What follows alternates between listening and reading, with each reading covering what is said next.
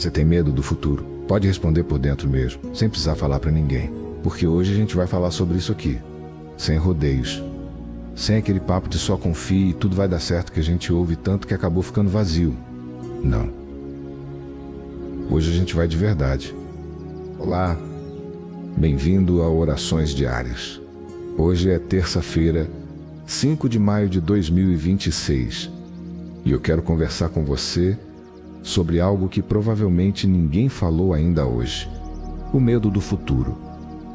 Não o medo de fantasma, não o medo de altura, o medo específico de não saber o que vem pela frente, de olhar para a próxima semana, para o próximo mês, para o próximo ano e sentir aquele aperto no peito de quem não tem garantia de nada, de saber que as coisas podem mudar de repente, que situações podem virar do avesso sem aviso, que o que parece estável hoje pode estar diferente amanhã.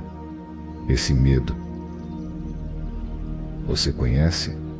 E sabe o que é mais difícil nisso tudo? É que no meio cristão a gente aprende desde cedo que medo é o oposto de fé. Que se você tem medo é porque sua fé está fraca. Que crente de verdade não tem medo. E aí você fica carregando o medo por dentro e ainda carrega a culpa de ter medo por cima. Duplo peso.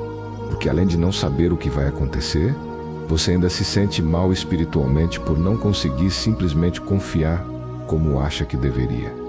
Mas eu preciso te falar uma coisa que vai liberar você disso agora.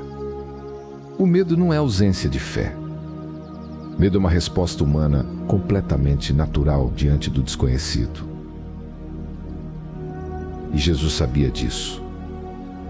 Por isso ele disse não temais mais vezes do que qualquer outro mandamento.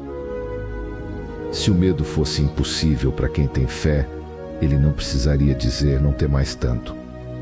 Ele disse porque sabia que a gente ia sentir medo. E a resposta de Jesus para o medo nunca foi envergonhar quem sente. Foi dar razão para não ter. E é isso que eu quero te mostrar hoje.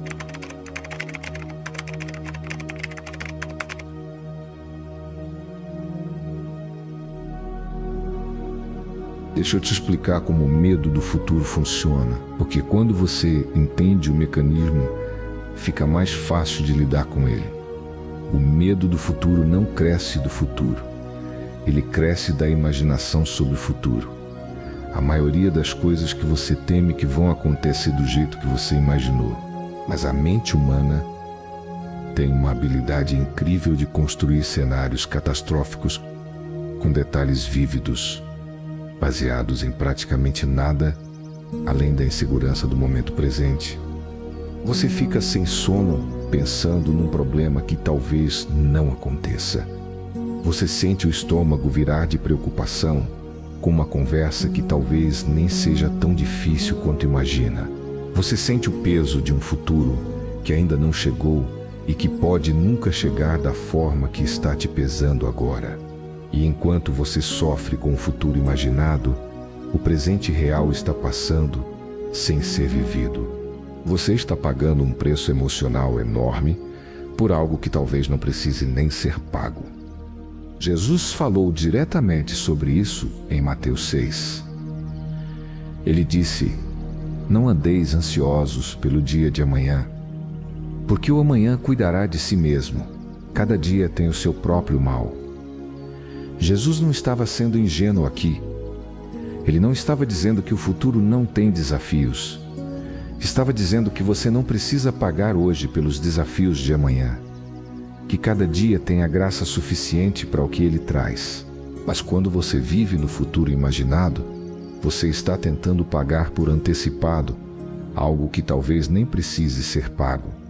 E você paga com a sua paz presente. Sabe o que acontece com as pessoas que vivem com medo constante do futuro? Elas perdem o presente. Estão sempre num futuro imaginado que é quase sempre pior do que o real quando chega. E vão descobrindo que a vida foi passando, enquanto elas estavam preocupadas com o que estava por vir. Não quero isso para você. E Deus não quer isso para você. E é por isso que a palavra que vou te mostrar hoje é tão necessária para essa terça-feira.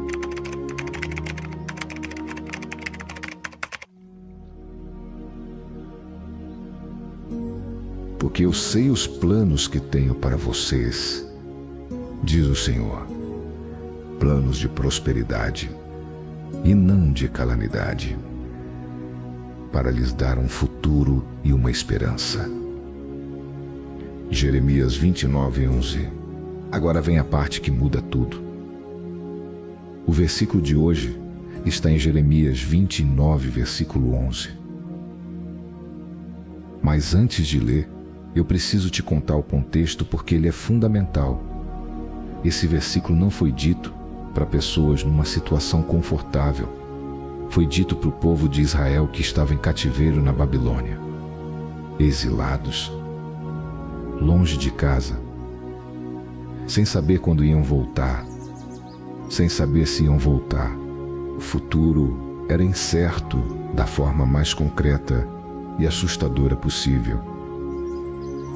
E foi exatamente para esse povo, no meio do pior cenário que podiam imaginar, que Deus mandou essa palavra, porque eu sei os planos que tem para vocês.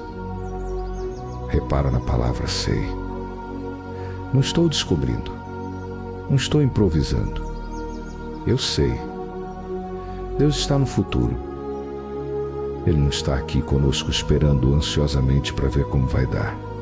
Ele já esteve no futuro que você teme, já viu o que vem. E voltou para dizer: são planos de prosperidade e não de calamidade.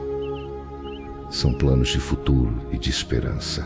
O futuro que você imagina com medo não é necessariamente o futuro que Deus planejou. Você está temendo uma versão do futuro que Ele não escreveu. Pensa na diferença que isso faz. Quando você não sabe o que vem, a imaginação preenche o espaço com os piores cenários. É humano. É automático. Mas quando você confia num Deus que já esteve no futuro e diz que os planos são de bem e não de mal, você tem uma informação que muda o cenário. Não porque os desafios vão sumir, mas porque você sabe que alguém que já foi lá na frente voltou com um relatório diferente do que o seu medo está construindo. E esse alguém não erra, não improvisa, não é pego de surpresa. Ele sabe.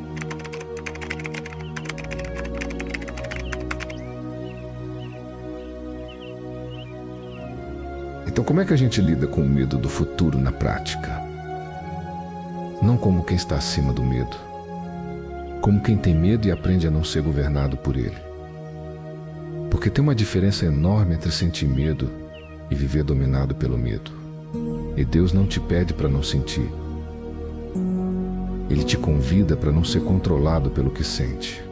A primeira coisa é essa: toda vez que o medo do futuro aparecer, você faz uma troca deliberada. Em vez de ficar no cenário que o medo está construindo, você vai para a última vez que Deus foi fiel na sua vida.